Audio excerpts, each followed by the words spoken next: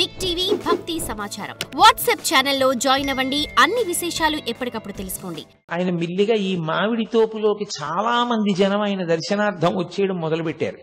దానివల్ల చెట్ల కొమ్మలన్నీ విరిగిపోయి కాయలన్నీ రాలిపోయి వాటికి అలజడి కలుగుతోంది. మన వలన ఎవరికో ఇబ్బంది కలగడం ఎందుకని ఆయన ఆ ప్రదేశాన్ని విడిచిపెట్టి మెల్లిగా కొండ మీద విరూపాక్ష గుహకి చేరుకున్నారు. ప్రపంచం చాలా విచిత్రంగా ఉంటుంది.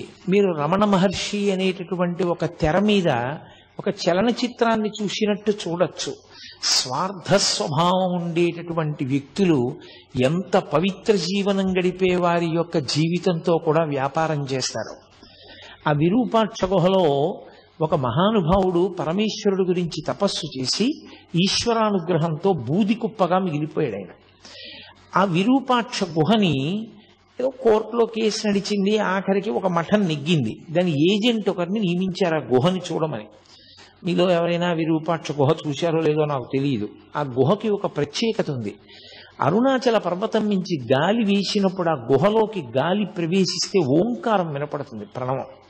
అది చాలా గొప్ప గుహ ఆ అరుణాచలంలో.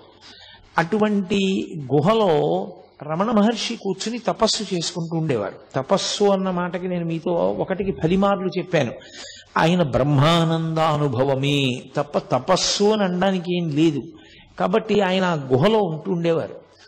చాలా మంది కొండ ఎక్కి గుహలో ఉన్న రమణుల దర్శనానికి వస్తూ ఉండేవారు. ఇతను మిల్లిగా ఏం చేశాడంటే అది విరూపాక్ష గుహ చూడడానికి వస్తున్నారు అని పేరు పెట్టి టికెట్ పెట్టి డబ్బు వసూలు చేసుకోవడం మొదలుపెట్టాడు.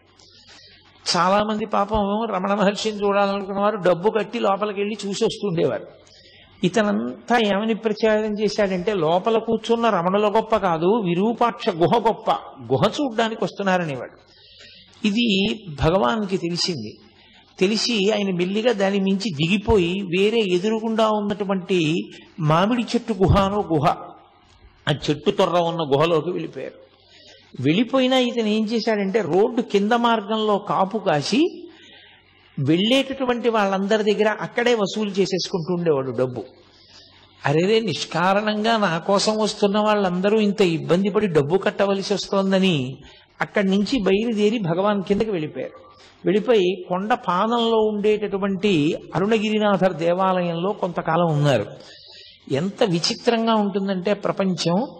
ఆ తర్వాత ఏదో తప్పు తెలుసుకున్నాడు, పొరపాటు అయిపోయిందన్నాడు, విరూపాక్ష గుహలోనే ఉండమన్నాడు. మళ్ళీ రమణ మహర్షి విరూపాక్ష గుహలోకే వెళ్ళారు. ఒంటి మీద ఉన్న బట్ట మారిస్తేను బట్ట రంగు మారిస్తేను లోపల ఉన్న బుద్ధులు ఎక్కడికి పోతాయి? బట్ట మారిస్తే బుద్ధి పోతుందా? బట్ట రంగు మారితే బుద్ధి పోతుందా? సన్యాసులమని పేరు చెప్పుకొని కాషాయం కట్టుకుని తిరిగేటటువంటి ప్రబుద్ధులు కొందరు అరుణాచల పర్వతం మీద ఉండేవారు ఆ రోజుల్లో. వాళ్ళకి రమణ మహర్షి మీద అపారమైనటువంటి కక్ష. ఎందుకని అంటే ఆయన వచ్చిన తరువాత అందరూ ఆయన దర్శనానికి వెడుతున్నారు అని. అందులో జటాస్వామి అని ఒక స్వామి ఉండేవాడు. ఆయన ఎవరైనా అరుణాచల పర్వతంలో ఏదైనా గుహలో ప్రవేశించి తపస్సు చేద్దామంటే ఆయన పైనుంచి ఎవరికీ కనపడకుండా రాళ్లు దొల్లిస్తుండేవాడు, పెద్ద పెద్దవి.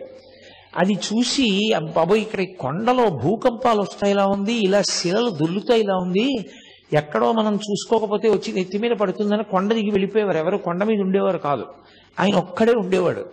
ఆయన ఒక సన్యాసి, ఆయన పేరు జటాస్వామి. ఎందుకు ఆయనకి ఆ పని అంటే దానికి అర్థం లేదు. అదొక స్వార్థం. అరుణాచల పర్వతం మీద తాను తప్ప ఎవరూ ఉండకూడదు.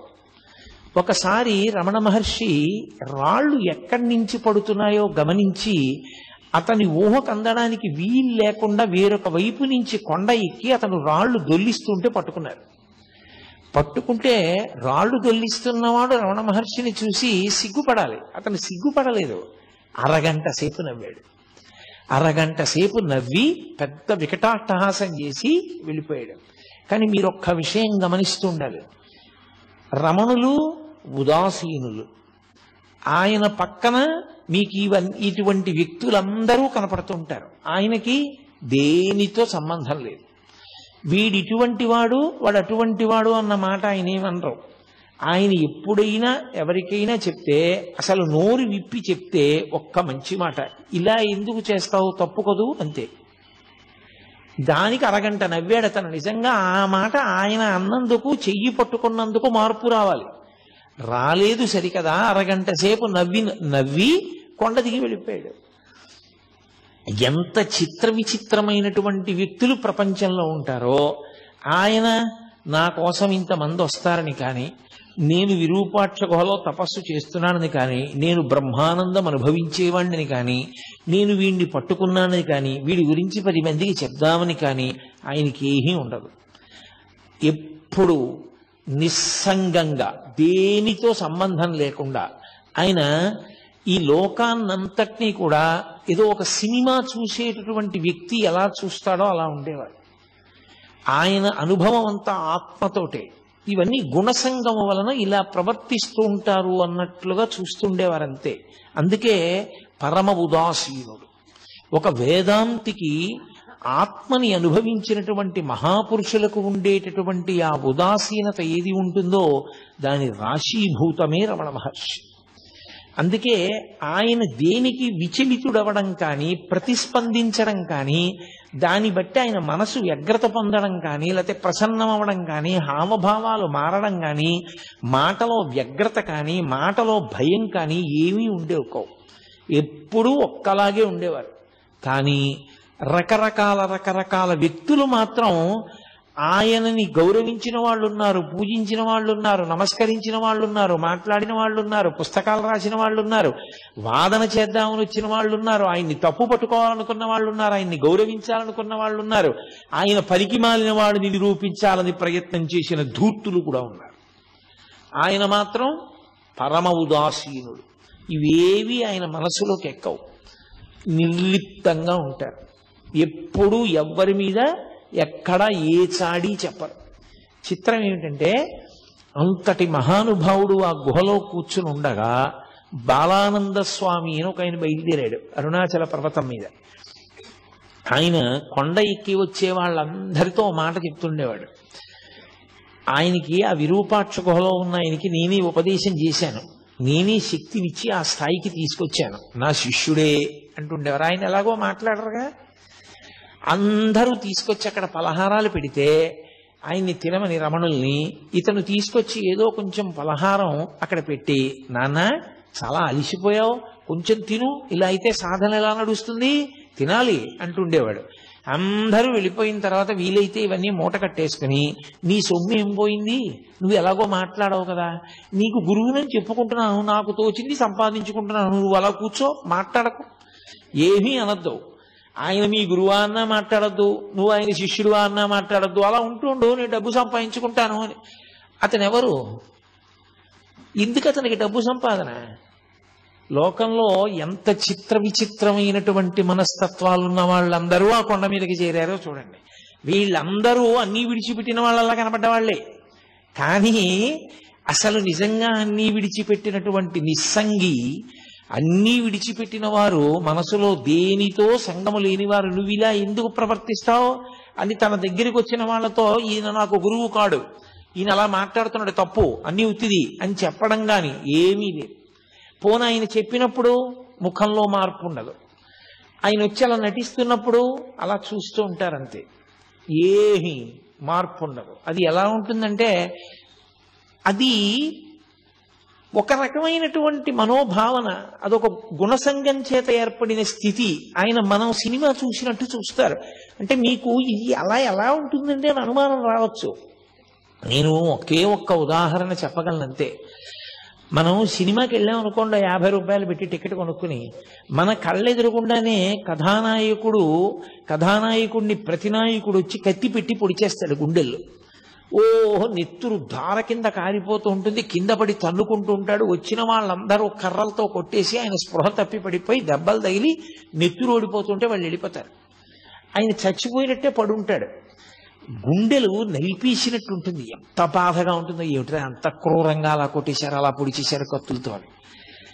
అంత కత్తులతో పొడిచేసి, అంత కర్రలతో కొట్టేసి మన ఎదురుగుండానే అంత అన్యాయం జరుగుతుంటే, సినిమా హాలు మొత్తం మీద ఏ ఒక్కడైనా లేచి వెళ్ళి పోలీస్ స్టేషన్లో కంప్లైంట్ ఇస్తాడా? అయ్యా అంత అన్యాయంగా పొడిచేశారండి, నేనే సాక్ష్యం చూశాను కళ్ళతో, నేను గుర్తుపట్టగలను వాళ్ళు ఎవరో, పొడిచేశారు వాళ్ళు అని చెప్తాడా? చెప్పడు. ఎందుకు చెప్పడు? అదంతా నటనరా, అది సత్యం కాదు, వాళ్ళందరూ స్నేహితులే, అది నటన. అంత బాగా వాళ్ళు నటించారని మనకి తెలుసు కాబట్టి భావోద్రేకానికి లోనైనా మనం దాని వలన భయాన్ని పొందినా మనం పోలీస్ స్టేషన్లో ఏం వెళ్ళి కంప్లైంట్ చెయ్యం. రమణులు ఒక జ్ఞానిగా అయిన స్థితి అలాగే ఉంటుంది. ఇదంతా గుణసంగము వలన ఇలా ప్రవర్తిస్తూ ఉంటారు. గుణాతీతుడైన వాడికి గుణముల చేత సంగమును పొంది అజ్ఞానమునందు కొట్టిమిట్టాడుతున్న వాళ్ళ యొక్క స్థితిని చూసి జాలిపడమే తప్ప ఆయన వాళ్లతో పాటు ఆయన కూడా సంగము చెంది దానికి ప్రతిస్పందించడం ఉండదు. ఆయన తన స్థాయిలో తాను అలా గమనిస్తూ ఉంటారంతే. అందుకని నిశ్శబ్దంగా చూస్తూ ఉండేవారు. అది ఒక జ్ఞానికి ఉండవలసినటువంటి లక్షణం. అంతటి ఉదాసీనత ఏర్పడాలి. అదే అంటాడు భగవద్గీతలో, గీతాచార్యుడు అంటాడు, నాకు అంత ప్రియమైన వాడెవరో తెలుసా, తుల్య నిందా స్తుతిర్మౌని సంతుష్టో ఎనకేనచిత్ అనికేత స్థిరమతి భక్తిమాన్ మే ప్రియో నరః అంటాడు. భక్తి అంటే ఇన్ని తులసి దళాలు ఇన్ని మారేడు దళాలు తెట్టి పూజ చేసిన వాడు అని చెప్పలేదు గీతాచార్యుడు. తుల్య నిందా స్తుతిర్మౌని, మౌనముగా ఉండి లోపల ఏ వికారము లేకుండా పొగిడినప్పుడు తెగిడినప్పుడు ఒక్కలా ఉండగలిగిన వాడు. For more videos like this, subscribe Big TV channel.